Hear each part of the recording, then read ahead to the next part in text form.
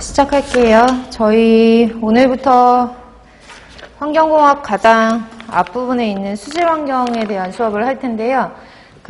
아시겠지만 환경공학에서 가장 많은 출제 비중을 가지고 있는 파트가 수질 환경 파트거든요. 그래서 수질 환경 부분이 시험 문제에 보통 출제가 되면은 수질, 처음에도 말씀드렸지만 수질 문제랑 대기 문제랑 거의 엇비슷하게 나오는 경우도 있고, 안 그러면 수질 문제가 한두 문제씩 조금 더 나오는 경우가 있어가지고, 거의 수질하고 대기가 차지하고 있는 퍼센테이지가 한 14문제, 15문제, 많게는 그렇게까지 나오기 때문에 수질 파트, 대기 파트를 조금 신경 쓰셔서 공부를 하셔야 돼요.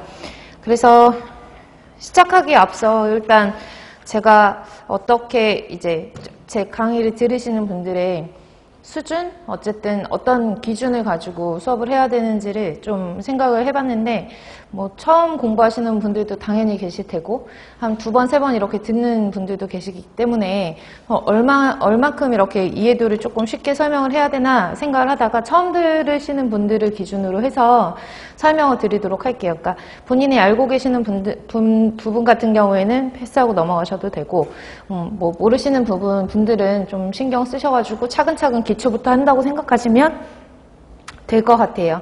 그래서 수질원 개론의 첫 페이지 챕터 1 같은 경우에는 수질은 이제 크게 기사 시험을 기준으로 하면은 수질원 개론이 있고 방지 기술이 있고, 그 다음에 상하수도 개념이 있고 공정시험 기준이 있고 법규가 있는데요.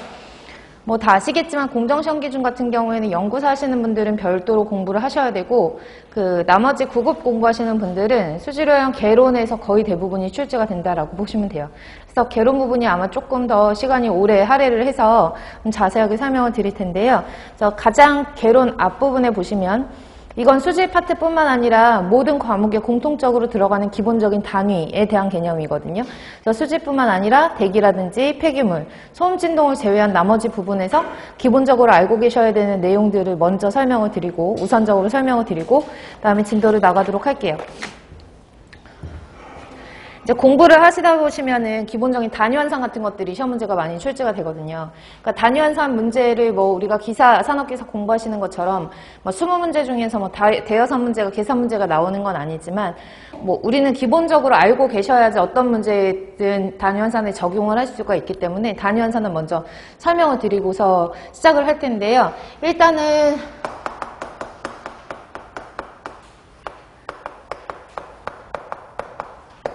수질오형 기초라고 할게요. 수질오형 기초라고 해서 제일 첫 번째로 말씀드릴 거는 기본적으로 알고 계셔야 되는 원소주기율표는 기호나 원소기호나 아니면 여러분들이 알고 계셔야 되는 원자량 정도는 있거든요. 그래서 다 화학 시간에 다 공부하셔가지고 아시겠지만 원소주기율표를 먼저 보시면 화학 시간에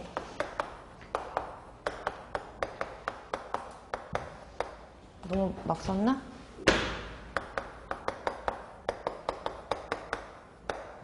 이렇게 공부하시죠.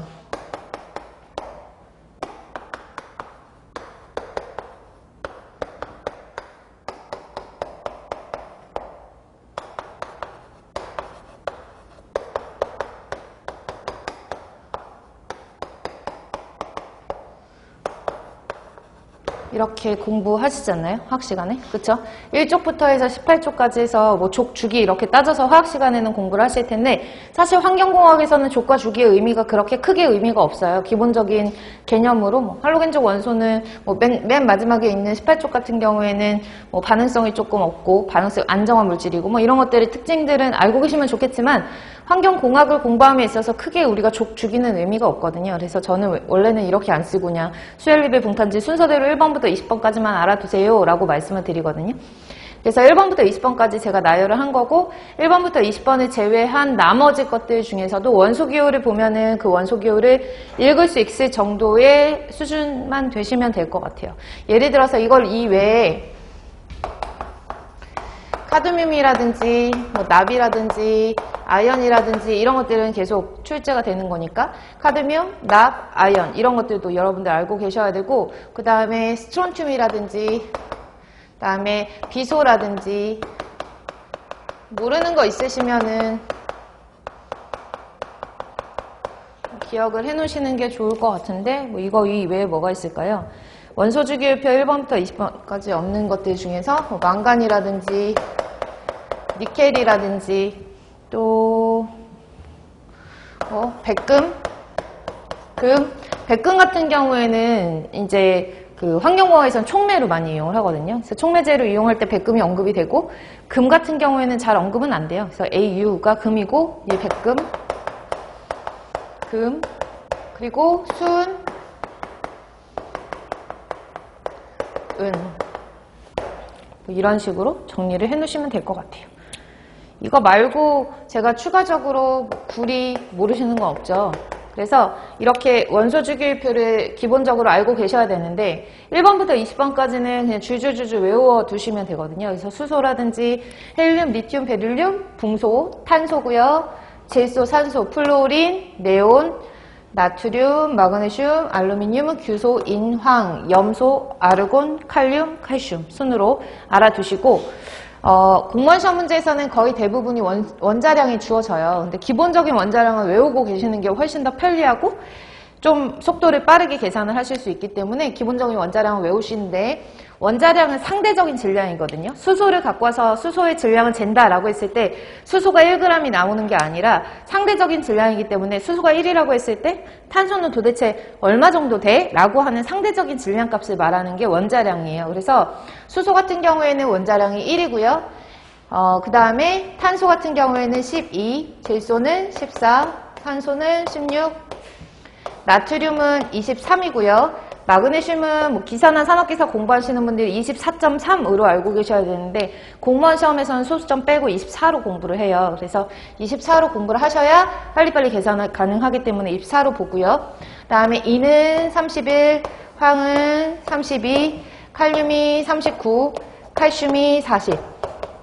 제가 지금 체크해드린 11개의 원자량은 기본적으로 외워두시는 게 좋아요. 그래서 암기를 해놓으시고 만일 이거 이외에 다른 원자량 시험 문제가 출제가 된다라고 하면 그 원자량 같은 경우에는 거의 대부분 제시가 되니까 이 기본적인 것들만 암기를 하고 계시면 될 것 같아요. 그래서 뭐 원소 주기율표라고 뭐 거창하게 이름은 붙였지만 우리가 주기율표가 뭐 누가 만들었고 족과 주기는 뭘 의미하고 몇 족은 어떤 특성을 가지고 있고 금속과 비금속을 구분을 하는 이런 화학적인 개념은 아니고요. 환경공학에서 여러분들이 문제에 접근함에 있어서 어떤 물질을 알에 있어서 거기에 도움되는 정도로만 기억을 해놓으시고 넘어가도록 할게요.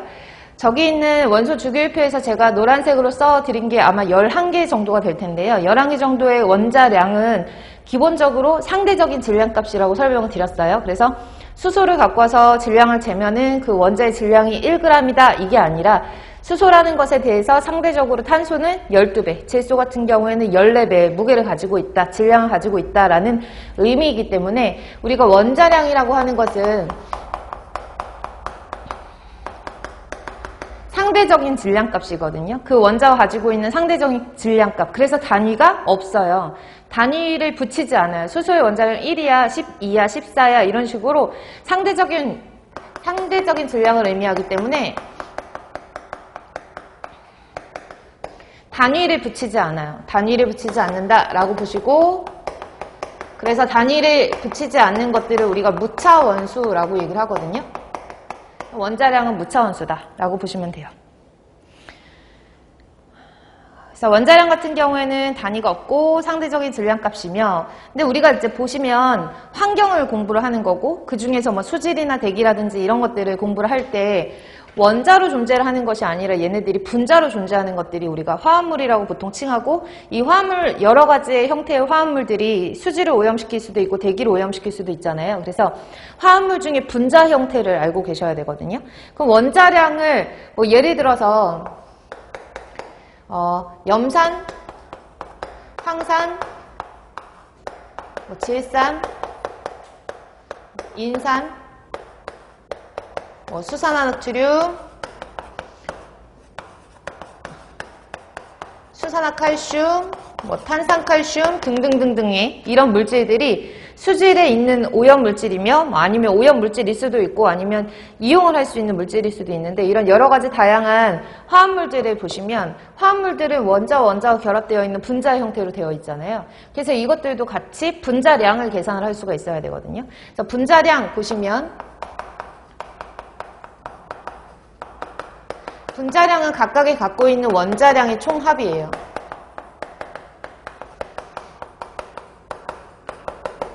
맞죠? 원자량의 총합으로 단위를 붙이지 않는 원자량을 합한 것이기 때문에 분자량도 단위가 없는 무차원수예요. 분자량이 뭐 그램을 붙인다, 분자량이 미리그램을 붙인다 이것들은 편의상 우리들이 사용하기 편하게 하기 위해서 단위를 붙이는 거지 원래 원자량으로부터 기인한 분자량 같은 경우에는 단위가 없어야 정상이거든요. 그래서 분자량도 마찬가지로 단위를 붙이지 않는 무차원수이다라고 알아두시면 돼요. 그럼 염화수소부터 해볼까요? 대기 파트에서는 염화수소, 기체를 얘기할 때 염화수소라는 명칭을 쓰고요. 그리고 수질에서는 염산이라는 말로 쓰죠. 그래서 염산, 염화수소라고 불리우는 HCl은 수소가 하나, 염소가 하나라고 했으니까 수소는 원자량 얼마죠? 1, 염소는 35.5. 안 썼나 내가? 염소. 얘를 안 써서 10개였나 봐요. 염소가 35.5예요. 쟤는 소수점 자르지 말고 볼게요. 왜냐하면 염소는 원자로 존재하는 게 아니라 거의 분자로 존재하기 때문에 Cl2 하면 71이거든요. 그래서 쟤는 35점 그대로 넣어서 염화수소 염산에 해당하는 거는 36.5의 분자량을 가질 수가 있고요. 됐죠? 그 다음에 H2SO4 같은 경우에는 1짜리의 원자량을 가지고 있는 게 총 2개. 그래서 1짜리가 2개. 황은 얼마예요? 원자량이 32. 산소는 16짜리가 4개 되셨나요? 그래서 원자량을 각각의 원자량 합하면 98이 되고요. 질산 볼까요? 질산, 인산, 황산, 염산 이렇게 부르거든요. 그래서 질산 같은 경우에는 수소가 1, 질소가 14, 산소가 16짜리가 3개 계산하시면은 48에다가 15 더하면 63이 되겠네요. 됐죠? 그리고 HPO4, H3PO4인데 죄송해요. H3PO4 인산이에요. 인산. 그래서 H3PO4라고 하는 인산은 1짜리 원자량을 가지고 있는 수소가 3개 있고요. 원자 수가. 그 다음에 인이 31이고 산소가 16짜리가 4개 있고요. 잘 나오진 않지만 저 그냥 계산하려고 지금 하는 거거든요. 그래서 16짜리가 4개 있으면 얼마지? 64? 31 더하면은 5, 9, 95에다가 3 더하면은 98이네요. 그쵸? 98. 그 다음에 수산나트륨 볼게요. 수산화 나트륨. 읽으실 때에는 OH부터 읽어주시고, 그 다음에 앞으로 넘어가서 읽는 거예요. 그래서 수산화 나트륨, 수산화 칼슘 이렇게 부르는 거죠. 수산나트륨은 나트륨이 23, 산소가 16, 수소가 1, 계산하시면 40 나올 테고, 칼슘 볼까요? 칼슘이 40이고, 가로 안에 있는 OH가 총 2개라는 얘기거든요. 맞죠? 그럼 O는 얼마지? 16. 수소는 1. 16 더하기 1 한 개 총 2개라는 얘기니까 17짜리가 2개라는 얘기예요. 74 나오나요? 그 다음에 CaCO3 같은 경우에는 CO3가 이제 탄산 이온으로 이온화가 되거든요. 그래서 탄산칼슘이라고 부르죠. 탄산칼슘. 탄산칼슘 같은 경우에는 칼슘이 40, 탄소가 12, 산소가 16짜리가 3개 있기 때문에 계산하시면 100 이렇게 나올 거예요. 제가 지금 예를 들었는데 지금 보시면 분자량 같은 경우에는 원자량이 총합으로 단위가 있다 없다? 없다. 그래서 단위가 없는 무차원수이다 라고 하는 용어는 기본적으로 알고 계셔야 되고 그래서 단위를 붙이지 않아요. 염산이 36.5다 분자량이 얘는 98이다 질산이 63이다 이렇게 단위를 붙이지 않는데 사용을 하다 보고 우리가 이제 공학적인 계산을 하기 위해서는 단위를 붙이는 게 조금 수월한 거예요. 그러니까 예를 들어서 여기 염산이 지금 녹아 들어가가지고 수질 오염이 유발됐는데 얘가 36.5g이 녹은 것인가 36.5kg이 녹은 것인가에 따라서 수질 오염도가 달라질 수 있잖아요. 물론 물의 양도 고려를 해야 되겠지만 어찌됐든 간에 그래서 단위를 붙이는 게 편하겠다라고 해서 우리가 36.5라고 하는 염산에다가 g이라는 단위를 붙일 수도 있고 미리그램이라는 단위를 붙이거나 킬로그램이라는 단위를 붙여서 일반적으로 많이 사용을 하죠. 그래서 참고로 분자량에다가 여러 가지 단위를 붙여가지고 표현을 하는 방법들을 사용을 하는데요. 그 중에서 분자량에다가 미리그램을 붙여서 그냥 우리가 편의상 분자량에 미리그램을 붙인 값이다 라고 해서 미리그램 분자량이라고 표현을 하고요. 분자량에다가 그램을 붙여서 쓸 수도 있다. 그래서 그램 분자량, 분자량에다가 킬로그램을 붙여서 사용할 수도 있다. 그래서 킬로그램 분자량이라고 일반적으로 많이 얘기를 하죠. 그래서 분자량에다가 미리그램을 붙이면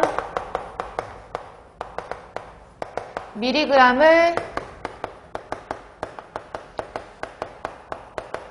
붙인 값을 미리그램 분자량, 분자량에다가 그램을 붙이면 그램 분자량, 분자량에다가 킬로그램을 붙인 값을 우리가 킬로그램 분자량이라고 한다라는 정도는 뭐 쉽게 이해가 가시죠? 자, 이거를 왜 했냐면 몰이라고 하는 개념을 하기 위해서 지금까지 이렇게 길게 한 거거든요. 몰이라고 하는 개념에 대해서 설명을 드리면 몰 들어보셨죠? 몇 몰이다 뭐 이런 거. 몰이라고 하는 거는 이렇게 쓰죠.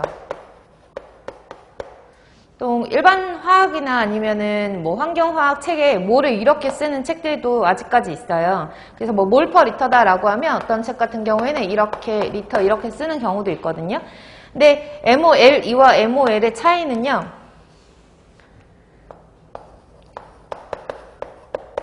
이거의 차이라고 보시면 돼요. 5m를 이렇게 써도 되고 5m를 이렇게 써도 되잖아요. 얘는 플레임이 되는 거고 얘네는 단위가 되는 거니까 원칙적으로 우리가 여기서부터 저기까지 3m야 라고 했을 때 이렇게 안 쓰고 이렇게 쓰잖아요. 그것처럼 MOL이라고 쓰는 게 일반적으로 통용되는 단위라고 보시면 되고요. MOL이는 플레임이라고 보시면 돼요. 그럼 1몰에 해당하는 그 정의, 몰이라고 하는 게 뭐냐 하면 화학 시간에는 6.023 곱하기 10의 23개 입자를 의미한다라고 공부를 하셨을 거예요. 그렇죠? 6.023 곱하기 10의 23개 입자를 의미하는 몰에 대한 개념은 화학적으로 공부를 했을 때는 그런 개념을 가지고 있지만 환경과학적으로 몰이라고 하는 개념은 질량의 개념이라고 알고 계시면 돼요. 예를 들어서 1몰에 해당하는 개념 설명드릴게요. 앞으로 몰이라고 하는 개념은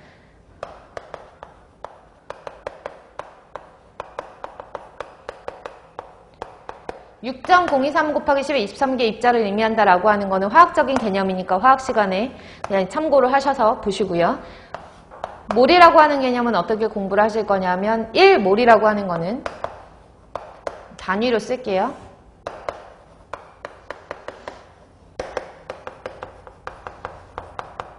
이렇게 공부할게요. 1몰은 그램 분자량이다. 뭐라고요? 1몰은 그램 분자량이다. 이 개념만 알아두시면 몰에 대한 개념이 조금 어느 정도 잡히실 거예요. 1몰은 그램 분자량이다 라는 얘기는 뭐냐면 화학적으로 1몰에 해당하는 거는 6.023 곱하기 10의 23개 입자를 의미하는데 그 값이 분자량에다가 그램 붙일 값이다. 이렇게 생각을 하시면 돼요. 예를 들어서 염산, 황산 저기 계산해 놓은 거 있으니까 뭐 질산 이렇게 있대요. NaOH까지만 할게요. 이 네 가지의 물질에 1몰에 해당하는 값, 1몰에 해당하는 값, 1몰에 해당하는 값을 구하려고 해요. 그럼 1몰은 분자량에다 뭐 붙이라고요? 그램 붙이라 그랬으니까 분자량 36.5에다가 그램 이렇게 표시를 하는 거예요. 염산 1몰은 몇 g에 해당하느냐? 36.5g에 해당이 되는 거고요. 이해 가시나요? 자, 황산 1몰은 98g에 해당하는 거고 질산 1몰은 63g, 수산화나트륨 1몰은 40g 이렇게 표시를 하는 거라고요. 아셨죠? 그러니까 예를 들어 이렇게 쓰는 거죠. 수질 오염됐대요. 여기 물 1리터에 NaOH가 녹아서 오염이 됐는데 이 NaOH가 몇 몰 녹아있냐면 1몰 녹아있대요. 40g 녹아있다는 얘기예요. 3몰 녹아있대요. 120g 녹아있다는 얘기고 5몰 녹아있으면 4, 5, 20이니까 200g 녹아서 물을 오염시켰다라는 질량의 개념으로 해석을 하시면 돼요. 이해 가세요? 몇 몰 있다라고 하는 거는 1몰. 앞으로 공부를 하실 때 1몰은 무슨 분자량? 그램 분자량으로 생각을 하시는 거예요. 다시요. 1몰은 무슨 분자량? 그램 분자량. 됐죠?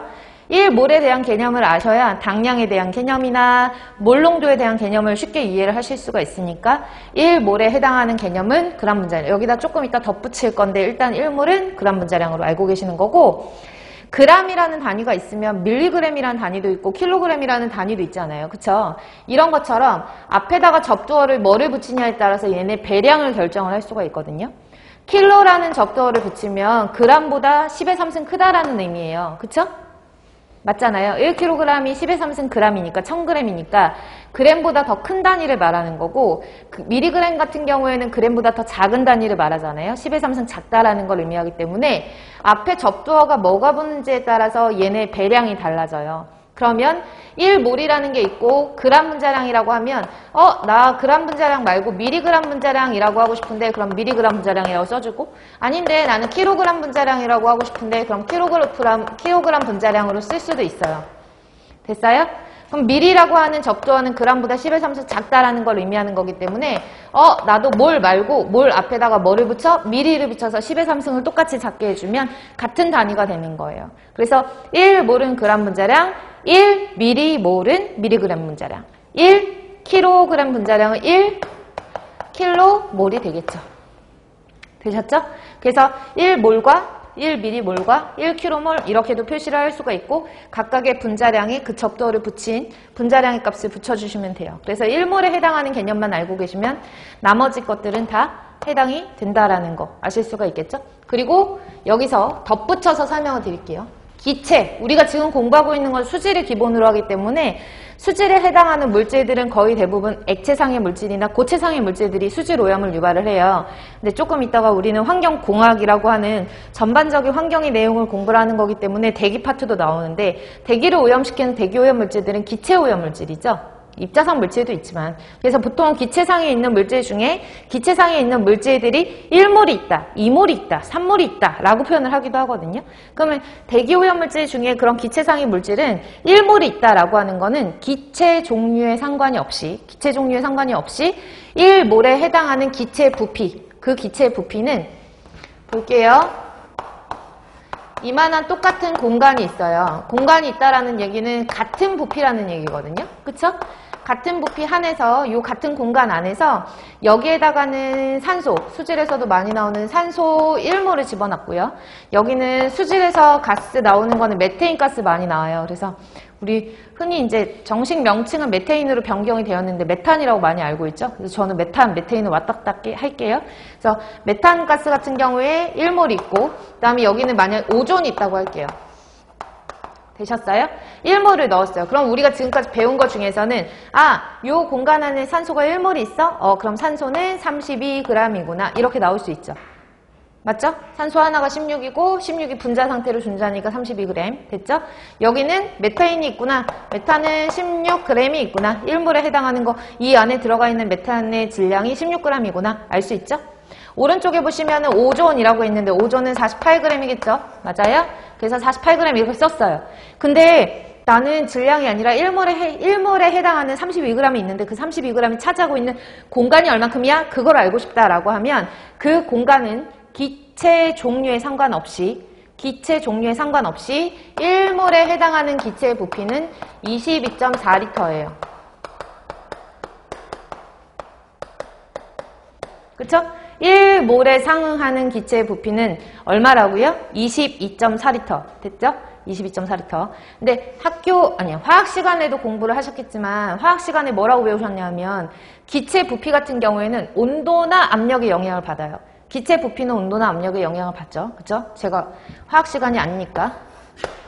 기체는 부피는 온도와 압력의 영향을 받아요.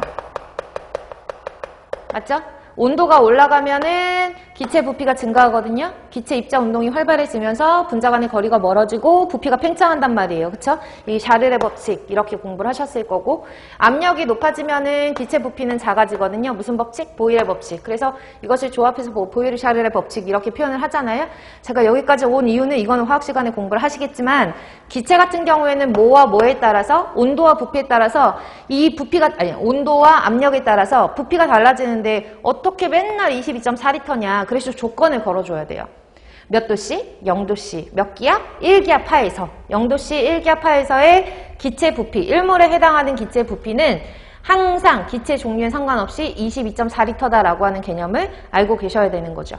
그래서 22.4L, 22.4L, 22.4L라고 하는 개념은 밑에 전반적으로 몇 도씨, 0도씨, 몇 기압, 1기압 상태인 표준 상태라고 얘기를 하거든요. 표준 상태라고 얘기를 하는 것을 의미를 하는 것.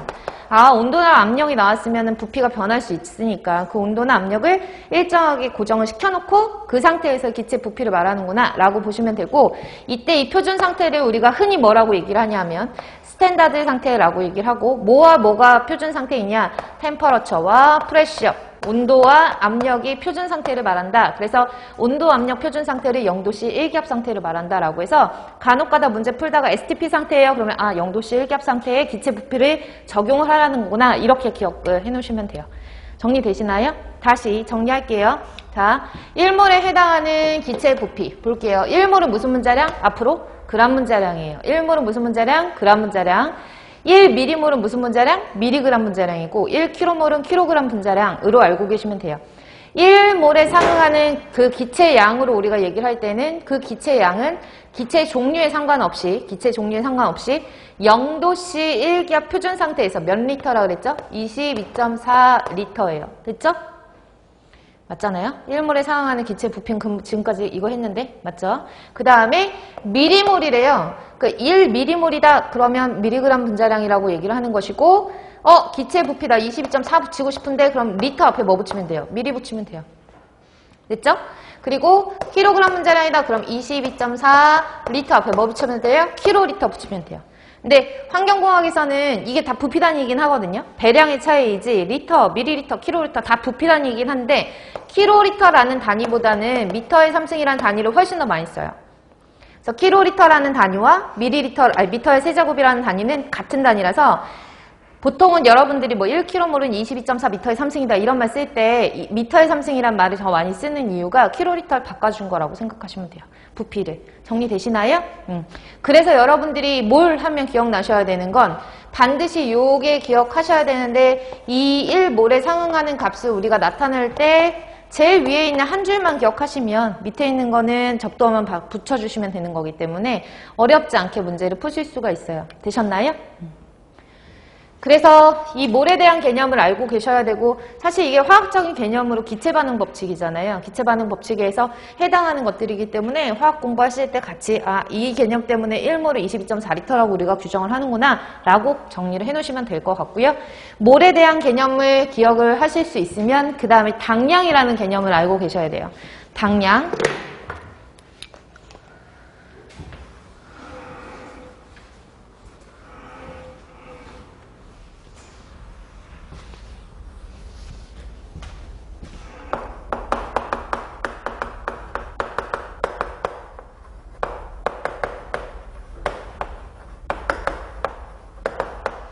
당량도 영어로는 equivalent라고 얘기를 하거든요.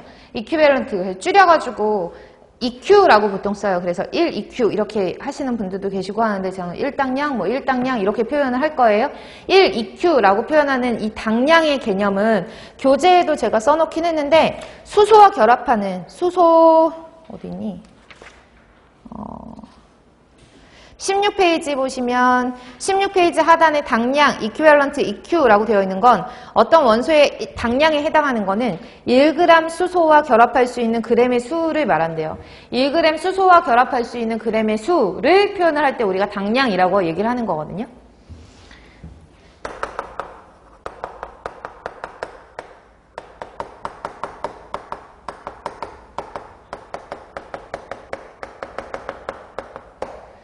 (1g) 수소와 결합할 수 있는 그램수 이렇게 표현을 하는데, 그람 문자량 이렇게 표현을 그램수라고 할게요. 이렇게 됐나요? 네, 원리는 모르셔도 돼요. 얘는 제외하고 그냥 당량에 대한 개념으로 보시면 돼요. 당량이라는 개념은 공부하실 때 노르말 농도라고 들어보셨을 거예요. 그 노르말 농도 때문에 당량을 공부를 하는 거거든요. 그래서 수소라고 하는 거는, 수소는 1가라는 거 아세요? 조금 이따 제가 당량 설명하면서 다시 한번 말씀드리겠지만, 수소는 1가이기 때문에 수소와 결합하고 있는 물질이 가수에 따라서 얘네들이 가수, 산화수, 원자가라고 하는 걸로 나눠줘야 돼요. 조금 더 쉽게 말씀드리면, 앞으로 공부하실 때 1몰은 뭐라고 공부하시라고 그랬죠? 그람 분자량. 다시요. 1몰은 그람 분자량. 1당량이다 라고 하면 1당량이다 라고 하면 분자량에다가 그람을 붙인 값에 가수를 나눠준다 라고 공부를 할게요. g이라고 붙여준 값에다가 가수를 나눠준다. 그래서 가수라고 하는 개념은 산화수에 대한 개념과 같고요. 보통 여러분들이 알고 있는 원자가의 개념과 같아요. 원자가의 개념과 같다라고 보시면 되죠. 됐나요? 전자를 몇 개를 잃고 전자를 몇 개를 얻느냐에 따라서 가수가 정해지잖아요. 산화수가 정해지는데 그 가수의 개념을 나눠준 값이 1당량에 해당하는 값이라고 생각하시면 돼요. 1당량은 다시요. 그람 분자량 나누기 가수 외우실 수 있죠. 가수라는 거는 1가다 그러면 1, 2가다 그러면 2, 마이너스 2가도 절대값으로 대입하는 거라서 2라는 수치를 넣어줘요. 그래서 여기는 절대값이기 때문에 그리고 정수예요. 다 1, 2, 3 이렇게 되거든요. 1, 2, 3, 뭐 4 이렇게 된다고 해볼게요. 그럼 얘는 단위가 없어요. 1당량에 해당하는 걸 계산을 하더라도 g이라는 값만 남거든요. g이라는 값. 맞아요? 그래서 1당량에 해당하는 건 그람 분자량 나누기 가수를 하더라도 몇 g이라고 남기 때문에 1g의 수소와 결합할 수 있는 g수라고 표현을 하는 거예요. 됐죠? 마찬가지로 1당량 앞에 밀이라고 하는 접두어를 붙여주고 싶다라고 하면 분자량을 뭘로만 바꿔주면 돼요? 미리그램 분자량으로 바꿔주면 되겠죠? 그래서 분자량 앞에다가 미리그램 분자량 앞에다 미리를 붙여가지고 미리그램 분자량 나누기 가수로 계산하시면 돼요. 됐죠? 여기서 여러분들이 가수, 산화수, 원자가에 대한 개념은 아마 화학 시간에 다 공부하지 않으시나요? 화학 공부하시죠? 그쵸? 뭐 어쨌든 환경직을 하시려면 환경공학이랑 화학은 기본적으로 하셔야 되니까 화학 시간에 아마 산화수, 원자가에 대한 설명을 들으셨을 거예요.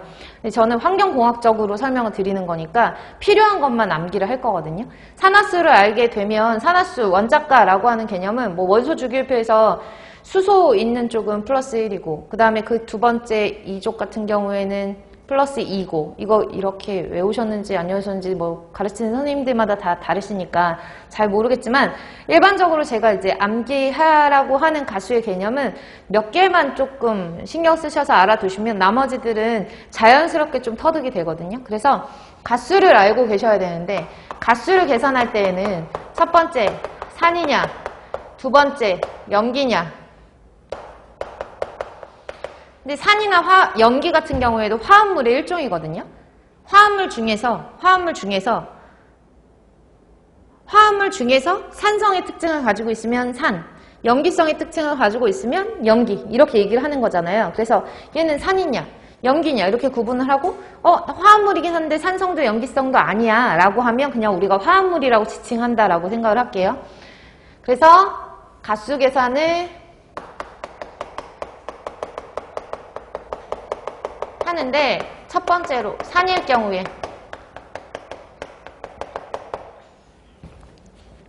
가수 계산하실 때 뭐 화학 시간에 공부하신 거를 떠올리셔가지고 나 알고 있어 그러면 이거 패스하셔도 돼요. 뭐 옥텟 규칙 같은 걸로 배우실 수도 있고 여러 가지 형태로 강의를 해주실 테니까 산일 경우에는 계산을 할 때는 수소이온의 개수를 따지는 게 제일 빨라요.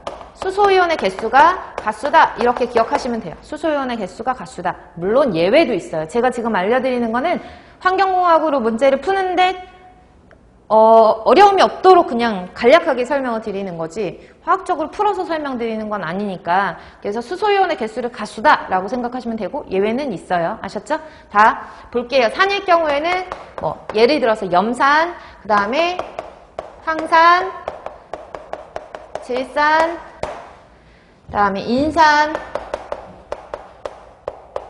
CH3COOH 다른 건 모르시더라도 CH3COOH는 알고 계시면 좋은데 화학식을 쓰는 명명법이 다르잖아요. 얘는 CH3COOH라고 쓰고 초산, 아세트산이라고 표현을 하거든요.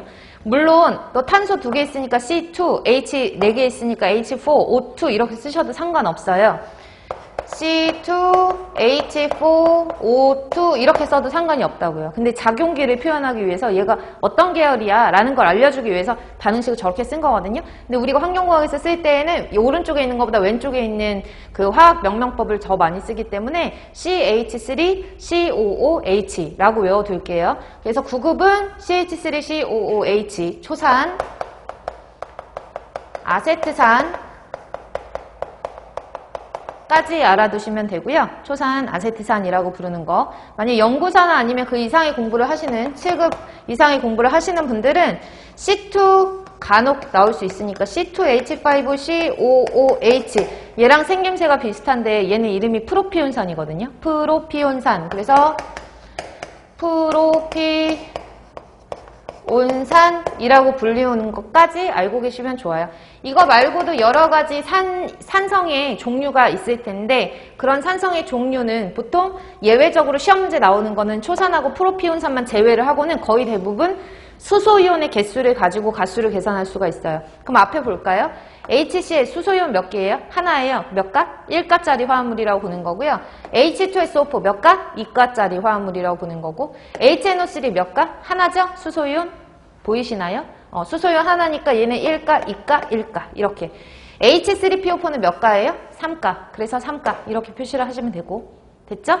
그 다음에 CH3COH, C2H5COH는 참고적으로 칠판 잠깐만 볼게요. 얘는 모르셔도 상관없거든요. 그냥 나중에는 자연스럽게 다 익혀질 수 있는 내용인데 염산이 1가가 될 수 있는 이유는 얘를 물속에다 넣으면 물속에서 양이온과 음이온으로 이온화가 돼요. 이온화. 됐죠? 양이온은 양이온대로 음이온은 음이온대로 물속에서 얘네가 이온화가 되는데 이온화가 되는 걸 보통 이렇게 양쪽으로 화살표를 쓰죠. 양쪽으로 화살표가 됐을 때 양이온과 음이온으로 나뉘거든요. 염소이온은 음이온이고요. 그래서 염화이온이라고 부르죠. 그 다음에 수소이온 같은 경우에는 양이온이고요. 이렇게 이온화가 되죠. 그 다음에 밑에 있는 H2SO4 같은 경우에는 보세요. 수소이온은 플러스 1이라고 하는 건 변함이 없어요. 수소이온이 갑자기 전자를 두 개를 이룰 수는 없거든요. 수소이온 자체가 전자를 하나를 이뤄서 플러스 1이 되는 건데 수소가 전자를 하나 이뤄서 플러스 1가짜리가 총 몇 개래요? 2개. 그러면 앞에서 쓸 때 이런 게 2개래 이렇게 쓰죠. 화학식. 그 다음에 뒤에 있는 거 묶어서 쓸게요. SO4 볼게요. H2SO4 위에 0이 붙은 거랑 마찬가지거든요. 아무런 개수가 붙지 않았어요. 지수가 붙지 않았는데 그 얘기는 수소이온이 갖고 있는 양이온의 원자가 산화수와 그 다음에 SO4가 갖고 있는 이 가수를 더하면 제로가 된다는 얘기예요. 즉 수소이온이 플러스 1가인데 플러스 1가짜리가 몇 개 있죠? 2개 있으니까 얘가 갖고 있는 전체 가수는 플러스 2잖아요. 그쵸? 맞아요? 그럼 SO4라고 하는 거는 뭐가 돼야지 0이 돼요? 마이너스 2예요. 그래서 따라서 SO4 마이너스 2 이렇게 2 마이너스 이런 식으로 황산이온은 SO4 2 마이너스 이렇게 부르는 거예요. 됐나요? 볼게요. 밑에 있는 질산이온 한번 볼게요. 질산이온 같은 경우도 마찬가지로 이온화했을 때 수소이온이 하나 나오고 NO3가 나오네요. 질산이온이라고 부르는데 이 질산이온은 수소이온이 플러스 1이니까 질산이온은 안 봐도 마이너스 1이라는 걸 알 수 있죠. 그쵸? 인산이온 한 번만 더 해볼게요. 인산이온 보시면 수소이온이 몇 개예요? 3개. 맞죠? 수소이온이 3개. 그럼 PO4라고 하는 인산이온은 3-가 돼야 된다고요. 인산이온이니까. 이해 가시나요? 이렇게 가수를 고려를 할 때 제가 이렇게 이온화하는 과정을 보여드린 이유는 얘가 물속에 들어갔을 때 이온화 됐을 때 수소이온의 개수가 몇 개예요? 1개? 수소이온의 개수가 몇 개죠? 2개? 맞아요? 수소이온의 개수가 몇 개지? 1개? 수소이온의 개수가 몇 개지? 3개? 그렇게 돼서 얘가 1가, 2가, 1가, 3가예요. 됐죠? 근데 프로피온산과 초산 같은 경우에는 이온화가 됐을 때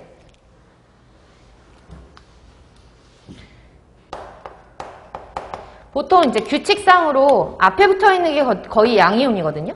뒤에 붙어 있는 게 음이온이고 이렇게 약속을 했는데 얘는 예외적으로 환경화에서 쓰는 것 중에 예외적으로 CH3, COO까지가 이렇게 나눠져요. C2H5, COO까지가 이렇게 이온화가 된단 말이에요. 그래서 이온화 됐을 때 이온화하는 반응을 쓰면 CH3, COO 마이너스 음이온이 하나가 생기고 수소가 하나가 나와요. 이때 발생하는 수소가 하나이기 때문에 1가짜리 화합물이에요. 초산이 몇 가라고요? 1가. 됐죠? 그 다음에 프로피온산도 마찬가지로 C2H5COO까지가 한 묶음, 수소가 한 묶음이라 그랬잖아요. 근데 수소 몇 개 있지? 끝에? 하나 있으니까 얘 플러스 1이에요. 얘가 플러스 1이면 얘는 얼마? 마이너스 1이겠죠? 그래서 C2H5CO 마이너스 이렇게 쓰는 거예요. 이온화를 시킨 결과 수소이온이 나온 개수를 보니까 초산도 하나, 그 다음에 프로피온산도 하나 나왔잖아요. 그래서 초산과 프로피온산 다 모두 몇 가짜리예요? 1가짜리 화합물이라고 하는 거예요. 산일 경우에만 예외적으로 초산하고 프로피온산만 생각을 해놓으시면 나머지들은 화합물을 봤을 때 그 수소이온의 개수를 가지고 몇 가짜리다 빨리빨리 파악할 수 있으니까 파악할 수 있는 정도는 어렵지는 않으실 거예요. 다시요. 염산 같은 경우에는 몇 가라고요? 1가, 황산은 2가, 질산은 1가, 인산은 3가, 초산은 1가, 프로피온산은 1가. 구분하실 수 있죠? 그래서 산일 경우에는 가수를 저렇게 계산하시는 거예요. 가수 계산하시는 거요. 죽어도 시험 문제 안 나와요. 얘 몇 가야? 이거 시험 문제 안 나오거든요. 근데 가수 계산하는 거 왜 이렇게 공부를 하느냐? 쟤 때문에 공부하는 거예요. 당량 구하라는 문제는 나오거든요. 그럼 당량을 구하려면 난 가수를 알아야 되는데 가수를 구하는 방법을 알고 계셔야 되기 때문에 지금 공부를 하는 거지. 가수가 얘가 왜 1가야? 얘가 왜 2가야? 이건 안 물어봐요. 아셨죠? 그래서 가수는 산일 경우에는 이렇게 계산하면 된다라고 정리를 하시고 예외적인 것만 좀 신경 쓰셔서 봐둘게요. 그 다음에 두 번째로 산이 아니면 우리 염기라고 보자. 염기일 경우에는 보통 OH-가 붙어있는 게 염기성이 많거든요. 강염기성 같은 것들. 그래서 OH-의 수를 개수라고 보셔도 돼요. 아니, 가수라고 보셔도 돼요. 그럼 예를 들어서 NaOH, CaOH2 어떤 거 쓰다 보면은 왜 얘네는 이렇게 하나가 붙고 얘네는 왜 가로 열고 2개 붙고 얘네는 왜 3개 붙지? 이런 게 막 궁금하잖아요. 그 보시면 나트륨 같은 경우에는 플러스 1가고 OH는 마이너스 1가예요. 수산화이온이 마이너스 1가니까 OH-의 수가 가수가 되는 거거든요. 그러니까 별로 얘는 어려울 거 없어요. 이온화를 시켜도 마찬가지고. 염기일 경우에는 OH가 몇 개 있는지만 따지시면 돼요. OH만 몇 개 있는지만. 됐죠? 그래서 NaOH 그러면 얘는 몇 가짜리? 1가짜리. OH2 그랬으니까 몇 가짜리? 2가짜리. OH3 그러면 3가짜리가 되는 거고 예를 들어 이런 화합물들이 나왔을 때 CrOH3를 만약에 이온화를 했다라는 반응식을 만들어 볼게요. 반응식을 만들어 보면 크롬이 있고요. OH- 수산화이온이 마이너스 1가라는 건 변함이 없으니까 OH- 이온이라고 하는 수산화이온이 총 3개 있으니까 여기가 앞에다가 3에 붙어야 되고 그쵸? 그러면 수산화이온 쪽에 음이온이 가지고 있는 전체 산화수는 마이너스 3이 되잖아요. 이해 가시죠? 그럼 크롬은 여기서 말하는 크롬은 몇 가예요? 플러스 3 이렇게 계산을 할 수가 있는 거죠. 이해 가시죠? 그래서 뭐 이런 식으로 염기일 경우에 가수를 계산할 수 있어요. 가수 계산하는 거는 산일 경우와 염기일 경우를 제외하고 나머지들 제가 지금 여러분들이 쉽게 이해를 하시라고 이렇게 산, 염기 이렇게 나눠서 설명을 드리는 거고 사실은 교환되는 전자수를 가지고 우리가 가수를, 산화수를, 화합물의 산화수를 산정을 해야 되거든요. 근데 여기 산도 아니고 염기도 아니다라고 하면 우리는 나머지들은 그냥 화합물이라고 지칭을 하고 화합물일 경우에는 가수를 찾아야 돼요. 정확하게는 교환되는 전자수를 찾아야 되는데 하나하나 교환되는 전자수를 찾기가 쉽지가 않잖아요. 빠르게 찾기가 쉽지가 않으니까 양이온을 먼저 찾아요. 그래서 양이온의 산화수가 가수가 된다라고 그냥 쉽게 생각하시면 편해요. 화합물 중에서 예를 들어서 CA, CO3, 탄산칼슘 같은 것들도 있고요. 아니면은 뭐 PEB, 탄산납 같은 것들도 있고요. 그쵸? 뭐 여러분들 그런 것들 있잖아요. 뭐 화합물 같은 것들의 종류들이 워낙 다양하니까 제가 지금 쓸 수 있는 것들 뭐 MG 뭐가 있지? 경도에서?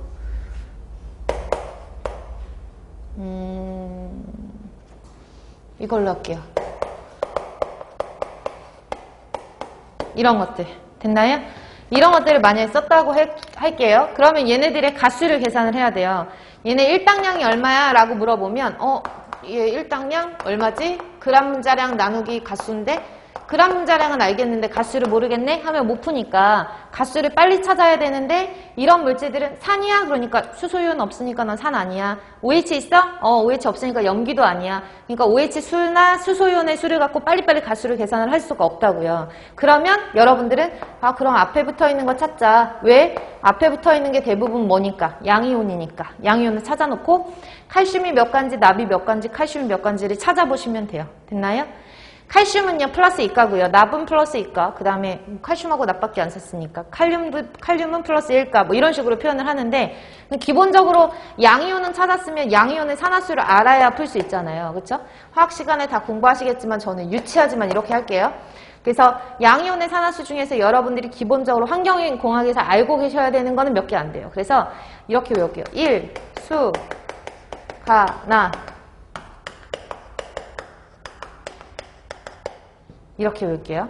일수간의 이마가스. 저 빨리 지울 거예요. 전 창피해가지고 빨리 지우거든요. 그러니까 여러분들 빨리 머리에 넣고 빨리 지우도록 할게요. 1가짜리, 대표적인 1가짜리는 수소이온, 칼륨이온, 나트륨이온. 같은 족에 있는 애들이거든요. 같은 족에 있는 애들은 산화수가 똑같거든요. 그래서 수소, 칼륨, 나트륨 이런 것들이 대표적으로 환경공학에서 많이 나오는 1가짜리, 1수가나 이렇게 외워두시면 되고 이마가스 그러면 플러스 2가짜리 마그네슘, 이온, 칼슘, 이온, 스트론튬, 이온. 얘가 우리가 원소 주기율표에서 스트론튬이 1번부터 20번까지 들어가 있지 않아요. 근데 스트론튬 같은 경우에는 환경공학, 즉 수질에서 스트론튬이라고 하는 물질은 경도를 유발하는 물질로 알려져 있어요. 그래서 보통은 잘 언급되지 않는 원소이긴 하지만 수질 파트에서는 경도 유발 그럼 스트론튬이라는 용어가 나오고 간혹 가다가 이게 방사성 원소거든요. 그래서 방사성 원소에 해당하는 문제들 그런 것들이 지문에 나올 수 있으니까 읽어보시고 얘가 스트론튬이구나 이렇게 알아두셔야 돼요. 됐나요? 스트론튬. 그래서 마그네슘, 칼슘, 스트론튬에 해당하는 거. 그리고 여기는 쓰지 않았지만 여러분들이 대부분 알고 계시는 중금속들 있죠. 카드뮴이라든지 아연, 됐나요? 카드뮴, 아연, 납 이런 대부분의 중금속들은 다 거의 대부분 양이온, 이가이온이 많아요. 양이온, 이가이온. 됐죠? 예외적으로 몇 가지만 제외하고 거의 여러분들의 양이온, 이가 중금속들이 많다. 이렇게 기억하시면 돼요. 됐어요? 1수가나 이마가스. 이렇게 해서 1가짜리 외워야 될 거, 2가짜리 외워야 될 거 정리해 놓으시고 세 번째는 할로겐족 원소. 할로겐 원소 마이너스 1가짜리에 해당하거든요. 할로겐 원소의 가장 대표적인 게 뭐예요? 염소, 이온. 됐죠? 플루오린, 이온. 불소이온이라고도 하는데 이제 명칭이 플루오린 이온. 그 다음에 아이오딘화 이온. 플루오린화 이온, 아이오딘화 이온. 이것 아직까지도 요오드 이온이라고 부르는 경우도 있거든요. 요오드와 이온. 그래서 요오드라고 불리우는 책도 아직까지 명칭이 바뀌지 않은 것도 있으니까 아이오딘이 옛날에는 요오드라고 불렀구나. 이거 알고 계셔야 돼요. 그리고 뭐 하나 있지? 브로민화 이온. 그래서 염소, 플루오린, 아이오딘, 브로민 이렇게 해서 네 가지 할로겐 원소 같은 경우에는 마이너스 1가에 해당하는 물질이고요. 대표적으로 빠지지 않고 나오는 건 산소예요. 산소 몇 가예요? 마이너스 2가. 요 정도만 외워두시면 거의 대부분 문제 풀 수 있거든요. 그래서 이 정도로만 알고 계시면 볼게요. 다시 화합물의 경우에는 양이온의 산화수가 가수래요. 양이온의 산화수 가수. 칼슘 찾았고 납 찾았고 칼슘 찾았어요. 양이온 어디 있다고요? 앞에 붙어 있다고요. 그쵸? 정리되시죠? 그래서 앞에 붙어 있어요. 앞에 붙어 있는 거 그럼 얘가 몇 가지 찾아보면 칼슘, 이가, 납, 이가, 칼슘, 이가 이렇게 찾으면 되는 거예요. 됐나요? 그래서 화합물의 경우에는 이런 식으로 암기를 하시고 만약에 가수, 당량에서 시험 문제가 나온다 그러면 거의 지금 설명드린 네 번째 내용에서 시험 문제가 출제가 되는데요. 앞에서도 설명을 드렸지만 산화, 가수라고 하는 계산은요. 교환하는 전자수를 계산을 하는 거예요. 다 이거 교환하는 전자수예요. 교환하는 전자수인데 제가 여러분들이 쉽게 계산할 수 있게끔 이렇게 설명을 드린 거거든요. 근데 교환하는 전자수를 가지고 시험 문제가 출제될 때 딱 두 가지밖에 없어요. 다 산화제를 가지고 시험 문제가 출제가 되거든요. 산화제. 그럼 우리가 이제 수질을 공부할 때 산화제라는 개념은 상당히 중요한데 산화제나 환원제 같은 경우에는 교환하는 전자수를 좀 따져줘야 돼요. 대표적으로 우리가 COD라고 하는, 아직 공부를 안 했지만 COD라고 하는 건 화학적 산소 요구량인데 이 화학적 산소 요구량 COD를 실험할 때 사용하는 시약이 두 가지가 있어요. 대표적인 산화제가. 첫 번째는 과망한산 칼륨이라고 하는 KMnO4라고 하는 과망한산 칼륨. 이름 외워두셔야 돼요.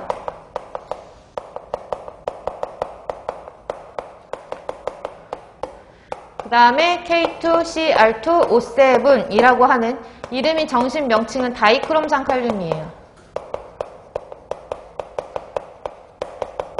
근데 이게 옛날 명칭이 중크롬산칼륨이라고도 하거든요.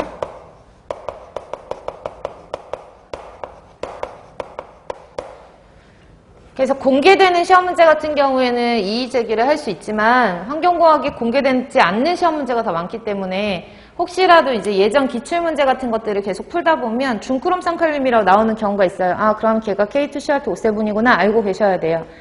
명칭 자체가 KMNO4는 과망한산칼륨, K2CR2O7은 다이크롬산칼륨인데 얘네가 미리 설명드리면 COD 실험 시 사용하는 COD 실험할 때 사용하는 아주 중요한 산화제의 종류예요. COD 실험할 때 사용하는 산화제.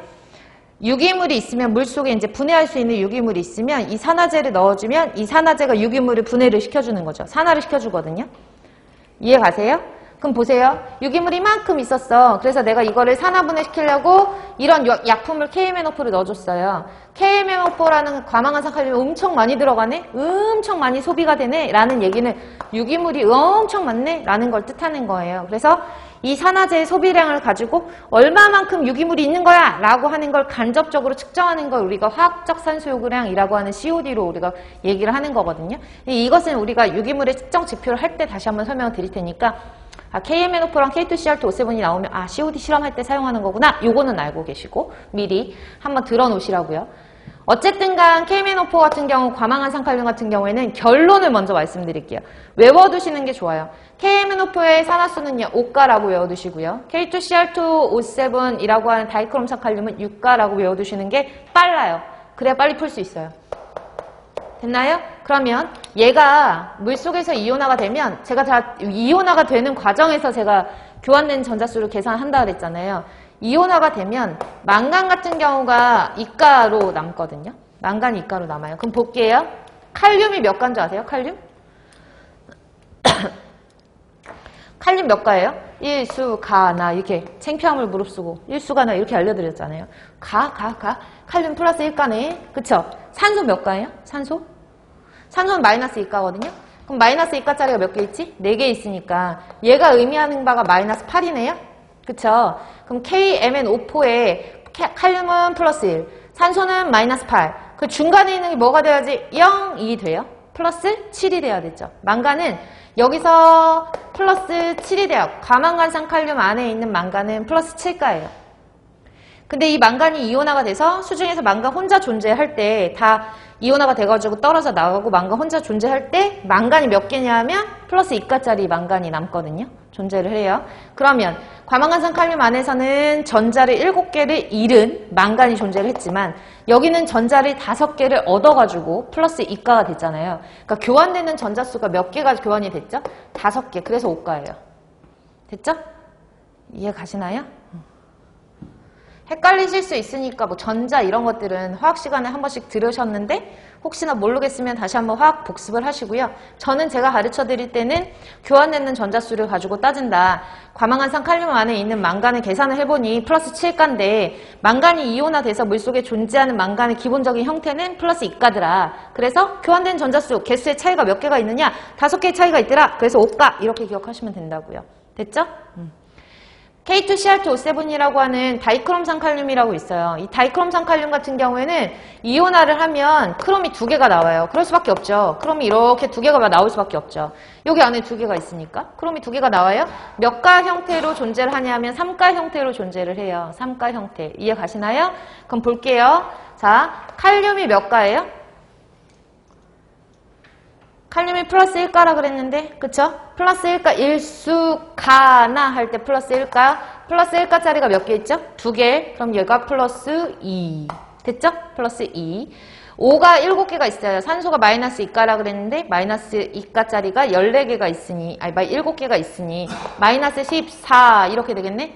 그럼 얘네 다 더해가지고 0이에요. 왜 0인 줄 알아요? 어떻게 0인 줄 알아요? 0이 아니면 K2CR2O7 마이너스 1 이런 식으로 위에 뭐가 붙어야 돼요. 근데 얘가 아무것도 안 붙었다는 얘기는 0이란 얘기고 0이란 얘기는 각각의 산화수를 다 더했을 때 제로가 된다는 얘기거든요.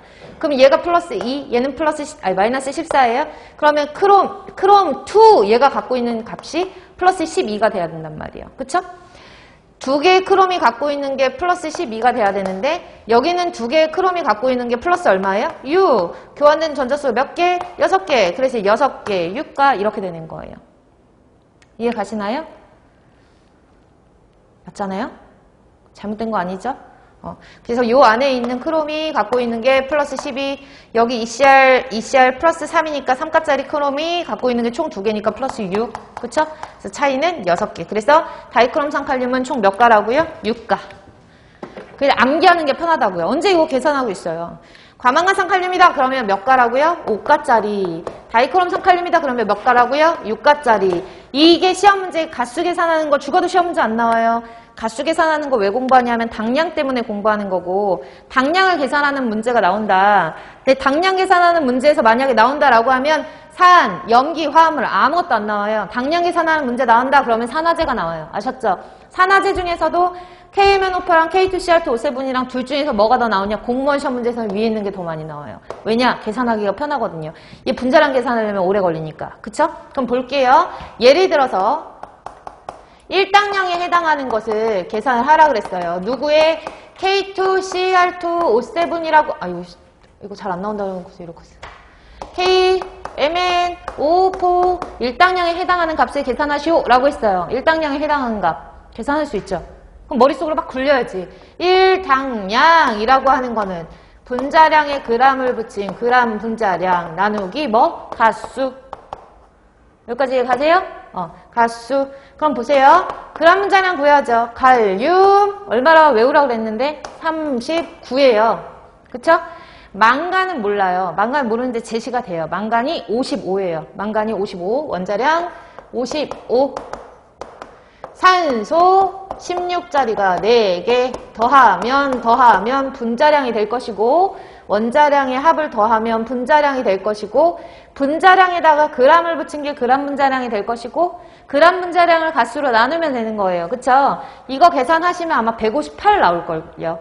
158. 그래서 158g이라고 하는 게 과망간산 칼륨의 그람 분자량이 되는 거고 나누기 가수야 1당량에 해당하는 값이다. 근데 가수 따질 때 다 따질 수 없으니까 과망간산 칼륨 몇 가? 5가 나오셔야 된다고요. 아셨죠? 그래서 5 이거 계산하면 답이에요. 됐나요? 한 31.6 정도가 나오겠네요. 그래서 과망간산 칼륨 KMNO4 1당량에 해당하는 것은 31.6g 이렇게 쓰는 것이 답 이렇게 찾는 거예요. 정리되시나요? 다이크롬 산칼륨은 잘 언급이 안 되기 때문에 까먹을 수 있어요. 잘 잊어버리는 내용이기 때문에 과망간 산칼륨 5가, 다이크롬 산칼륨 6가 이렇게 연결지어서 암기를 해놓으시고 제가 지금까지 설명드린 이유는 뭐 때문에 했다고요? 당량 때문에 했다고요. 아셨죠? 다시요. 정리할게요. 1몰 그러면 무슨 분자량? 그람 분자량. 1 당량 그러면 그람 분자량 나누기 가수. 됐죠? 그래서 앞에서 이 내용들을 잘 정리를 해놓으셔야지 몰농도나 노르말 농도를 잘 기억하실 수가 있으시니까요. 가수 계산하는 것까지 잘 기억을 해놓으시면 좋을 것 같아요. 참고적으로 다이크롬 산칼륨 같은 경우에는 계산해보면 얘 그 분자량이 294 정도 나오거든요. 294g. 그러면 얘는 294g이니까 다이크롬 산칼륨 K2CR2O7 다이크롬 산칼륨 294 그램 나누기 6가 해야지 1당량 나온다는 얘기죠. 이렇게 해서 계산할 수도 있으니까 참고적으로 알아두시면 돼요. 여기까지 하고 잠깐 쉬었다가 당량 이어서 몰농도, 노르망농도 들어가도록 할게요.